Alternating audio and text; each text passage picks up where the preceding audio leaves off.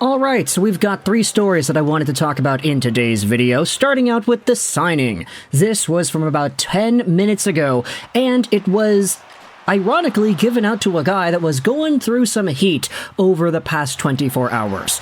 Take a look at this. It's Marty Party in Calgary town, as Martin Pospisil has been signed to a 2-year contract extension with the Calgary Flames.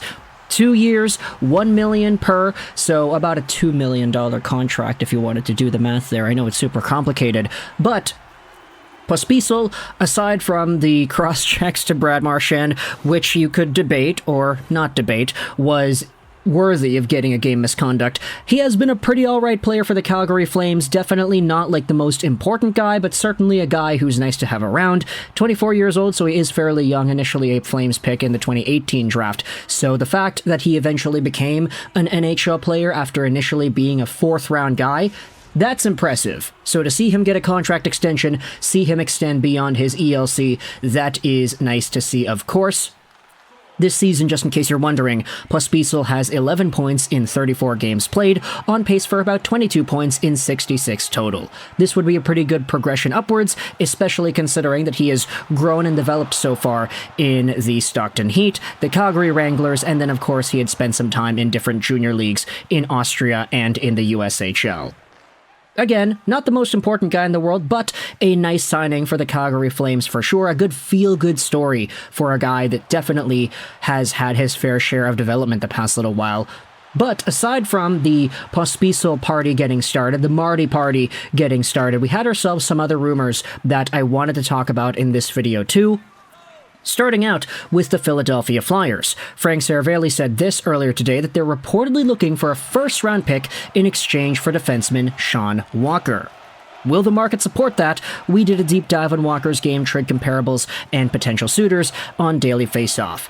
There's an article, you can go ahead and read it if you want, but I wanted to go out there and give my 2 cents about Sean Walker and his situation as well, because kind of loosely keeping up with the defenseman scene in the NHL, you've got Sean Walker and Nick Seeler as 2 guys on the Philadelphia Flyers that have been pretty useful and fairly defensively responsible this season. Walker is 29 years old, 5'11", 196 right-handed defenseman, signed till the end of this season making $2.65 million against the Flyers cap. Now, he has 18 points in 51 games played, on pace for around 29 points, which would be a career high, especially considering his previous stints with the LA Kings. He's always been a pretty intriguing player ever since signing on with the LA Kings in 2018. He initially was a Bowling Green State University captain, and he was pretty good over there in the NCAA.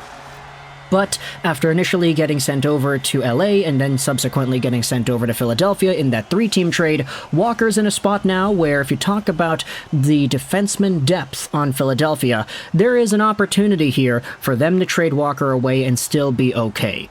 To help us out with this, we're going over onto this article on ProHockeyRumors.com because there is a pretty good analysis done on Sean Walker and his situation in Philly.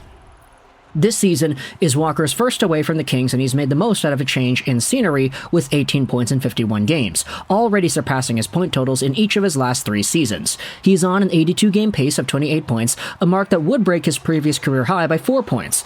He spent much of this season on Philadelphia's second pairing alongside Nick Seeler, but Philadelphia's recent acquisition of Jamie Drysdale has put pressure on Walker's top 4 role. It seems the team is leaning into that shift, now testing the 29-year-old Walker's value on the open market. Now you could debate, hey, what are the odds that the Flyers actually get a first-round gosh darn pick for Sean Walker?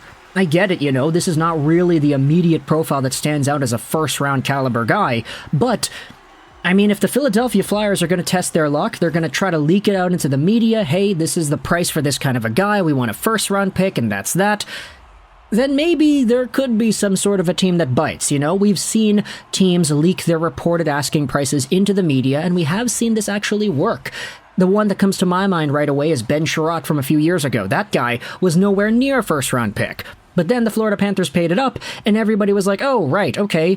I guess the Montreal Canadiens just kind of manifested that for themselves because I'm not saying that Ben Sherratt is not a first-round caliber guy. It's just, for a guy that doesn't produce any points, who really just is more of a physical presence and a defensive rock, I'm very surprised to see that actually come to fruition. Not saying that Sean Walker is no Ben Sherratt, but still, there could be some sort of a process here where Philly is trying to force their hand, leaking it out into the media that they want a first-round pick, and maybe they manifest that for themselves. Who really knows?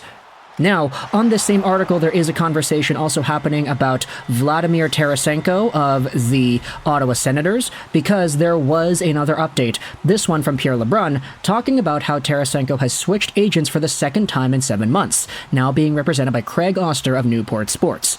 There's obviously work to be done ahead of the March 8 trade deadline, with the pending UFA winger likely getting dealt by Ottawa, who also has a full no-trade clause.